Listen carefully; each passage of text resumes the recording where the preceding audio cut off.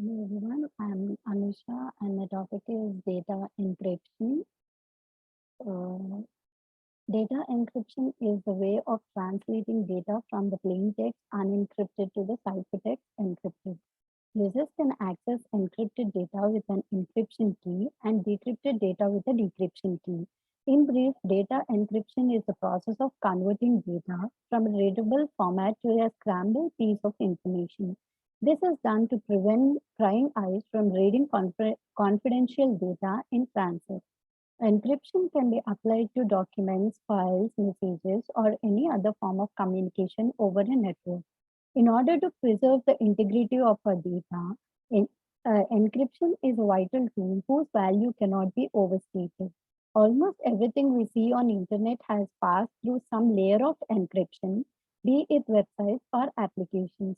Encryption is considered the basic building block of data security, widely used by large organizations, small business, and individual consumers. It is the most important, straightforward, and crucial means of protecting information that passes from endpoints to servers. Considering the elevated risk of cybercrime today, every person and group that uses the internet should be familiar with and incorporate basic encryption techniques at the very least. The primary function of the data encryption. The purpose of data encryption is to protect digital data confidentiality as it is stored on computer systems and transmitted using the internet or other computer networks. The outdated data encryption standard DES has been replaced by modern encryption algorithms that plays a critical role in the security of IT systems and communications. These algorithms provide confidentiality and drive key security initiatives, including authentication, integrity, and non repudiation. Authentication allows for the verification of message origin, and integrity provides proof that a message content have not been changed since it was sent. Additionally, non-repudiation ensures that a message sender cannot deny sending the message. How does the data encryption work? The data that needs to be encrypted is termed plain text or clear text. The plain text needs to be passed via some encryption algorithms, which are basically mathematical calculations to be done on raw information. There are multiple encryption algorithms, each of which differs by application and security index. Apart from the algorithms, one also needs an encryption key. Using said key and a suitable encryption algorithm, the plain text is converted into the encrypted piece of data, also termed as ciphertext. Instead of sending the plain text to the receiver, the ciphertext is sent through insecure channels of communication. Once the reaches the intended receiver, he or she can use a decryption key to convert the ciphertext back to its original readable format, that is plain text. This decryption key must be kept secret at all times and may or may not be similar to the key used for encrypting the message. Let's understand the same with an example. So here the user A wants to send a plain text to the user B. He sends the data through a key and it is converted to the ciphertext. So using a key, the user B decrypts the data from the user A. So why do we need data encryption? There are four major forms, that is authentication, privacy, regulatory compliance, and security. Authentication. Authentication enables organizations to keep their networks secure by permitting only authenticated users or processes to gain access to their protected resources. These may include computer systems, applications, or services. Public key encryption proves that a website's origin server owns the private key and thus was legitimately assigned a SSL certificate. In a world where so many fraudulent websites exist, this is an important feature. Privacy. Encryption guarantees that no one can read messages or access data except the legitimate recipient or data owner. This measure prevents cyber criminals, hackers, internet service providers, spammers, and even governmental institutions from accessing and reading personal data. It helps protect private information, sensitive data, and can enhance the security of communication between the client apps and servers. In essence, when your data is encrypted, even if an unauthorized person or entity gains access to it, they will not able to read it. Regulatory compliance. Many industries and government departments have rules in place that requires organizations that work with users' personal information to keep the data encrypted. A sampling of regulatory and compliance standards that enforce encryption include HIPAA, PCI-DSS, and the GDPR. Regulatory compliance is an organization's adherence to laws, regulations, guidelines, and specifications relevant to its business processes. Security. Encryption helps protect information from data breaches, whether the data is at rest or in transit. For example, even if a corporate owned device is misplaced or stolen, the data stored on it will mostly likely to be secure if the hard drive is properly encrypted. Encryption also helps protect data against malicious activities like man in the middle attacks and lets parties communicate without the fear of the data leak.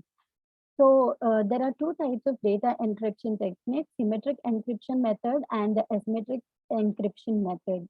Symmetric encryption method. Symmetric encryption is a type of encryption where only one secret symmetric key is used to encrypt the plain text and decrypt the ciphertext. Also called private key cryptography or a secret key algorithm. This method requires the sender and the receiver to have the access to the same key, so the recipient needs to have the key before the message is decrypted. This methods work best for closed systems which have less risk of a third party intrusion. On the positive side, symmetric encryption is faster than the asymmetric encryption. However, on the negative side, both parties need to make sure that the key is stored securely and available only to the software that needs to use it. As companies find themselves needing to securely distribute and manage huge quantities of keys, most data encryption services have adapted and use an asymmetric algorithm to exchange a secret key after using a symmetric algorithm to encrypt the data. So the most common type symmetric encryption methods are data encryption standard DES, triple DES, advanced encryption standard AES, and two-phase. DES. The US government established the data encryption standard DES in 1977, but today it is a low-level data encryption standard for protecting sensitive data. Due to decreases in hardware costs and technological advantages, DES is basically obsolete. DES is a block cipher and encrypts data in blocks of size 64 bits each, which means 64 bits of plain text goes to the input of DES, which produces 64 bits of ciphertext. The same algorithm and key are used for encryption and decryption with minor differences. The key length is 56 bits. DES uses a 56 key, but the initial key consists of 64 bits. However, before the DES process even starts, every 8 bit of the key is discarded to produce a 56-bit key. That is, bit positions 8, 16, 24, 32, 40, 48, 56, and 64 are discarded. Triple DES. Triple DES is to protect against brute force attacks. Triple DES encrypts, decrypts, and encrypts data, thus running DES 3 times. In this process, it boosts the DES key size of 56 bits to 168 bits.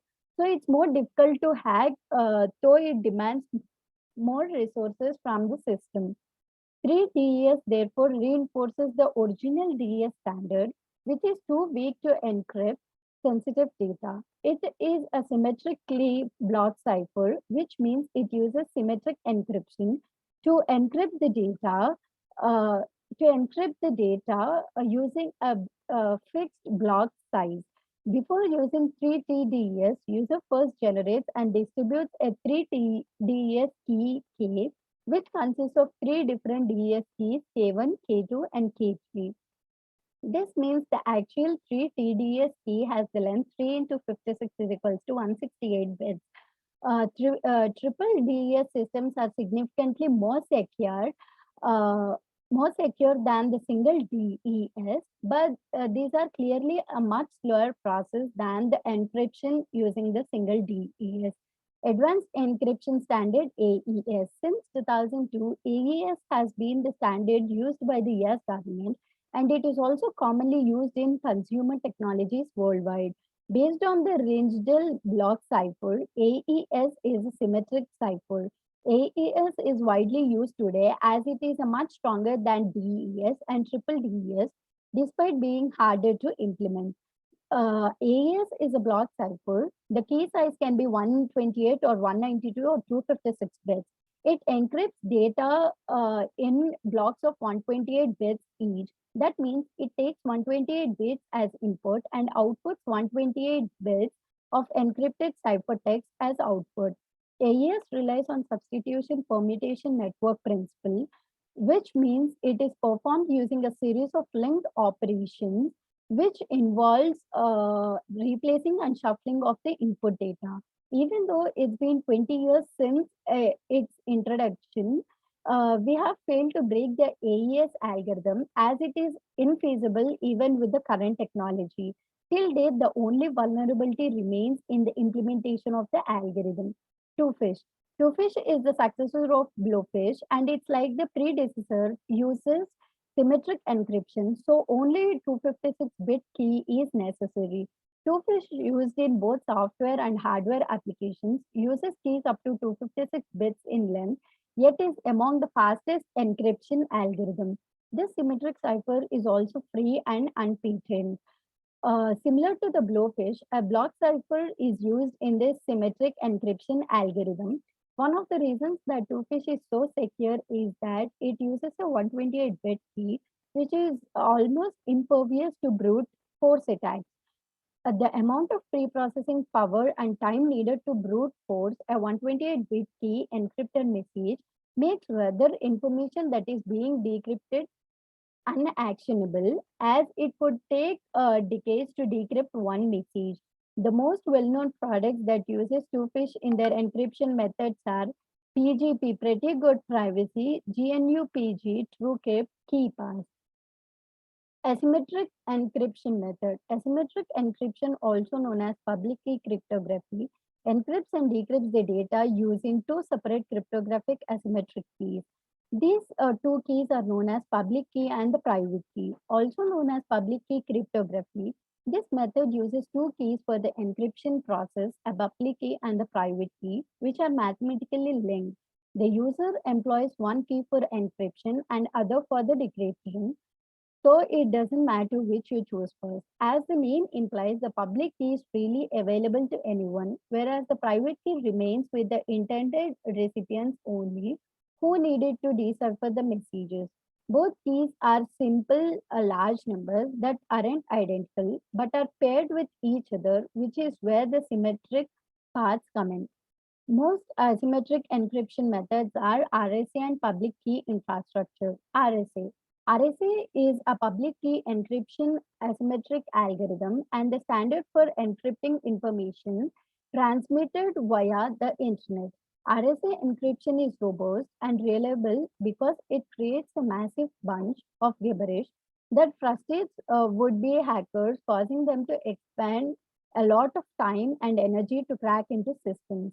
RSA's public key is based on three values, two very large prime numbers and one number that together combine to secure the data in transmit. So the example of an asymmetric cryptography is a client, for example, browser sends a public key to the server and requests for some data. The server encrypts the data using the client's public key and sends the encrypted data. Client receives this data and decrypts it. Public Key Infrastructure PKI. PKI is the framework of encryption and cybersecurity that protects communication between the server and the client. PKI is essential in building a trusted and secure business environment by being able to verify and exchange data between various servers and users. Through encryption and decryption, PKI is based on digital certificates that verify the identity of the machines. and uses that ultimately proves the integrity of the transaction. As the number of machines is increasing dramatically in today's digital age, it's important that our information is trusted and protected against attacks. PKI is best utilized for situations that require digital security, which is where encryption plays a vital role. PKI performs encryption directly through the keys that it generates. It works by using two different cryptographic keys, public key and a private key. Whether the keys are public or private, they encrypt and decrypt the secure data. By using a two-key encryption system, PKI secures sensitive electronic information as it is passed back and forth between two parties and provides each party with a key to encrypt and decrypt the digital data. The main ways that PKI securities can be used are securing emails, securing web communications, digitally signing software, digitally signing applications, encrypting files, decrypting files, and the smart card authentication. So the advantages of the data encryption are it provides security for all your data, always protects privacy and sensitive information, protects your data across the devices, secure your government regulatory compliance. It gives you edge for being a competitive advantage. Presence of underlying technology for encryption for data protection could increase trust. Encrypted data maintains integrity, and the disadvantages are data encryption and performance penalties. Encryption involves complex and sophisticated mathematical operations to conceal the meaning of data, depending on what types of ciphers or algorithms you choose, either for hashing or deciphering the data. The complex and the higher bits are if your database is designed to handle tons of requests, then it shall bog down your resources, especially the CPU. Setting up data encryption such as TLS for your in-transit or using RSA 2048 bits can be too much if your financial capacity has not been overseen by this type of consequence. It is a resource intensive and adds extra pressure on the system's processor. Although modern computing systems are powerful and are affordable, especially for public cloud offerings, can be acceptable. So it's also important to understand that the performance of the various encryption solutions is different, which means the need for speed and security have to be carefully balanced against one another. Using the data encryption keys, it's becoming common to store the encryption keys in a secure vault. As mentioned earlier, one major issue of having encryption is that if someone loses their decryption key, that would mean big trouble. You can relate that this is much same as having a password, but it is treated as a global key to decrypt all the encrypted data. Not unless you have a different encryption keys for every aspect of your database, then that could mean a lot of passwords to be remembered and has to be kept securely. Data encryption impacts recovery time. If your data at rest, such as backups, are encrypted, in case of a total disaster, recovering with your own backup can double or triple the time, or even much more depending on how you set the type of algorithm or the ciphers. This adds pressure whenever you need your clusters and applications to be up and on time, but cannot, due to deciphering or decrypting the data, takes too much and system resources. Limited protection against application or insider attacks. Of course, this is understandable by the essence of having encryption, but this doesn't mean you don't have to encrypt anymore just because it doesn't apply protection in the application layer. Of course, that's another layer of security that has to be applied in the application layer.